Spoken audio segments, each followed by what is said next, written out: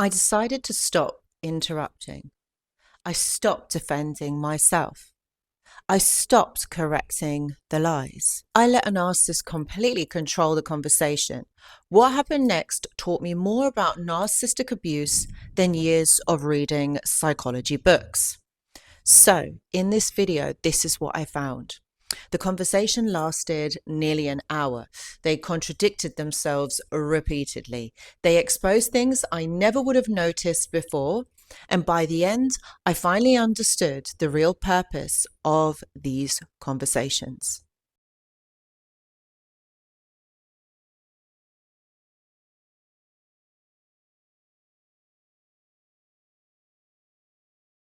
My friends, have you ever walked away from a conversation feeling confused, exhausted, and wondering how you ended up defending yourself for things that weren't even the original issue?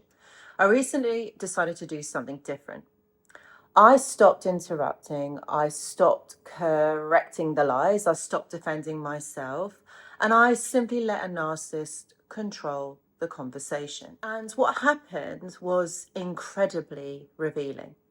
So the conversation started with a simple concern, something small that needed addressing. But within minutes, the topic changed. And suddenly we were talking about something that happened months ago, then years ago, then my flaws, then my mistakes, then other people's behavior. The original issue completely disappeared. And normally I would have jumped in and tried to explain myself. I would have corrected the inaccuracies, and I think I would have also defended my intentions as well.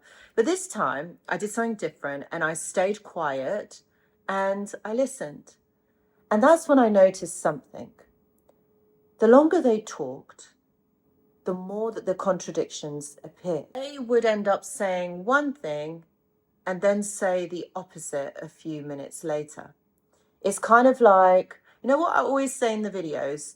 They would rewrite history. They changed the timeline. They switched between being the victim and justifying hurtful behavior.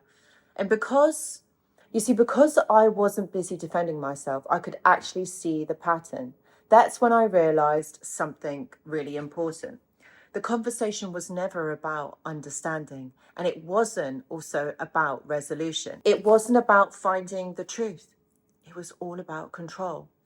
And many survivors believe that if they can just explain themselves better, they'll finally be understood better. But you see, narcissistic conversations often aren't designed for understanding.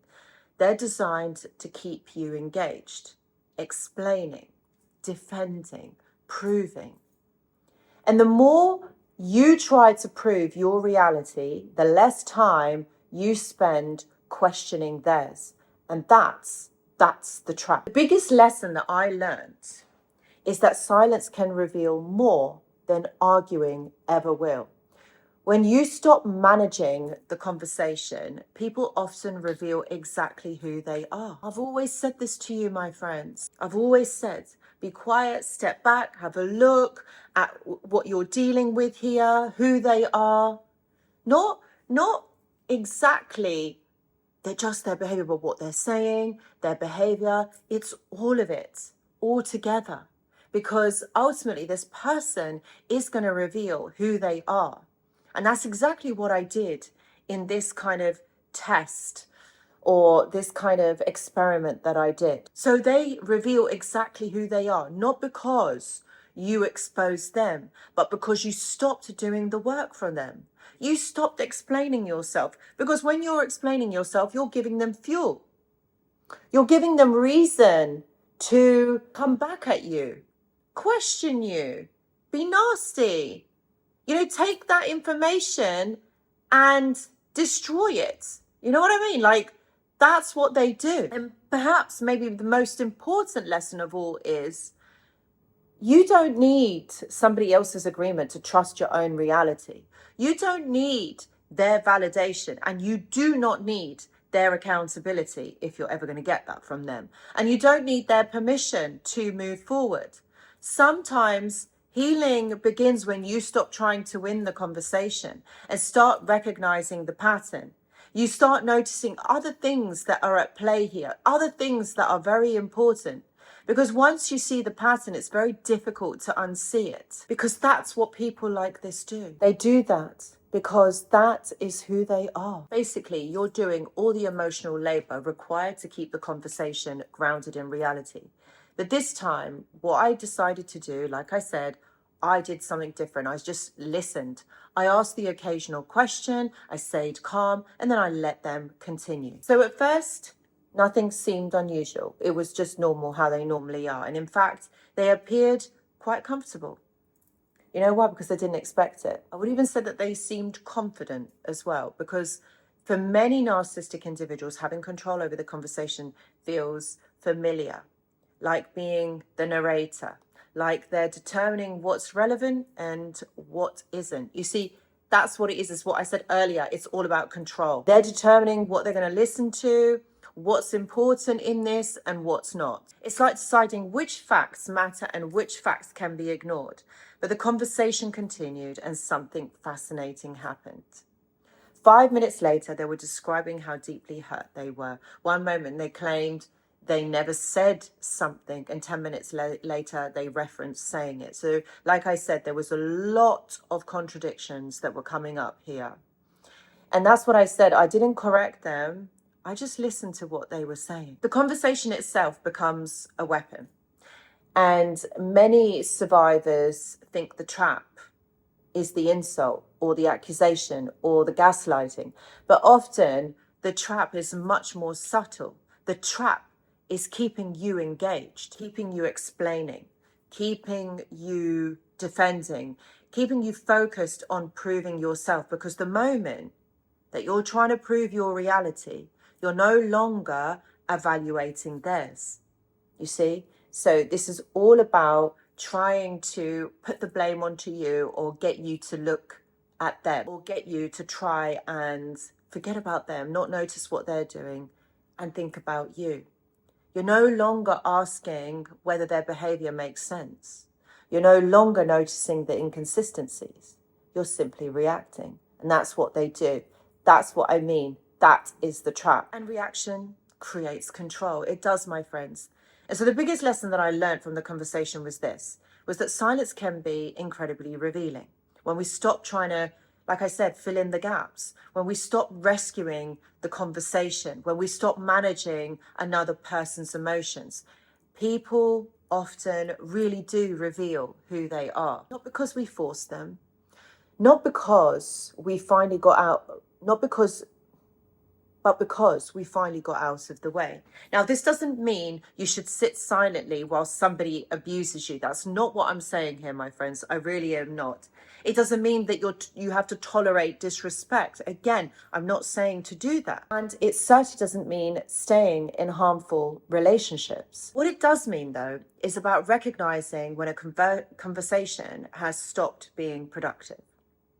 Recognizing when you're being pulled into a cycle rather than a solution, and recognizing when your energy is being spent trying to convince someone who has already decided not to understand.